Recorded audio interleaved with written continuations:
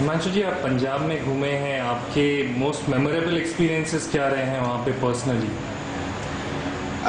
हम पंजाब में घूमे और हम ये मानते हैं कि भगत सिंह की धरती पर हम आए। हम उस जगह गए जहाँ भगत सिंह, सुखदेव और राजगुरु की लाशों को अंग्रेज़ों ने टुकड़े टुकड़े करके पेट्रोल डाल के जला दिया था, हुसैनी वाला। हम वहाँ गए, वहाँ हमने उन्हें सलाम किया।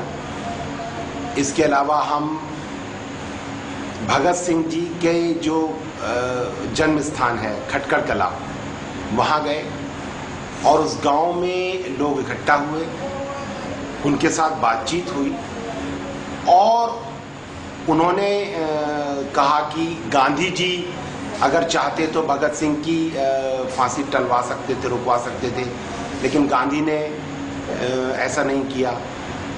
और मैंने फिर बात की उनसे जो ऐतिहासिक दस्तावेज हैं उनके आधार पर कि गांधी जी ने लॉर्ड इरविन से पूरी रिक्वेस्ट की थी कि वो इन नौजवानों को, बहादुर नौजवानों को छोड़ दें। प्यारेलाल जी जो गांधी जी के सचिव थे, उन्होंने इस बारे में लिखा है।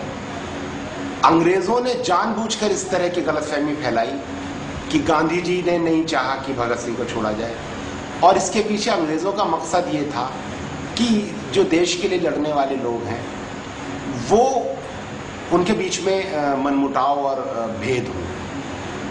फिर दूसरी चीज वहाँ जो हमने कही, हमने कहा कि हम इस बहस में नहीं पड़ते कि गांधी और भगत सिंह में क्या मतभेद थे। आज हम अगर इस देश की जनता को प्यार करते हैं, अगर हम गरीब को प्यार करते हैं, तो जो गांधी को मानते हैं वो भी और जो भगत सिंह को मानते हैं वो भी, सब आज के गरीब की हालत बदलने में लग जाएं, क्योंकि गांधी और भगत सिंह अगर आज होते तो वो यही करते। तो इस बात से वहाँ के लोगों को समाधान हुआ और लोगों ने कहा कि आप पहले गांधीयन हैं जिसको लोग इतने इज्जत के साथ सुन रहे हैं। मुझे बहुत खुशी हुई कि मैं भगत सिंह जी के गांव गया। इसके अलावा पंजाब में हम जलियांवाला बाग गए, हरमंदिर साहब गए। पंजाब के एक मशहूर कवि हुए हैं अवतार सिंह पाश, जिनको आतंकवादियों ने शहीद कर दिया था।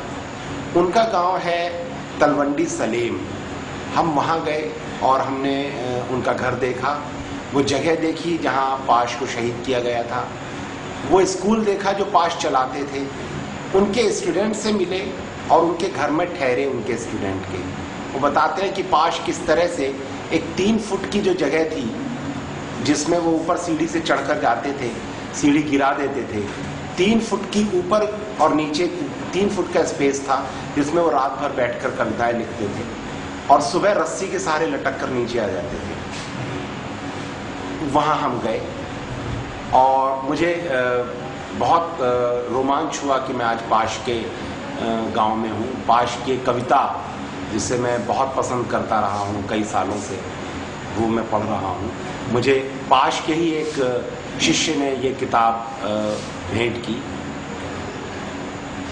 पाश का कहना है कि मेहनत की लूट सबसे खतरनाक नहीं होती, पुलिस की मार सबसे खतरनाक नहीं होती, गद्दारी, लोभ की मुट्ठी सबसे खतरनाक नहीं होती, बैठे बिठाए पकड़े जाना बुरा तो है, सहमी सी चुप में जकड़े जाना बुरा तो है, पर सबसे खतरनाक नहीं होता।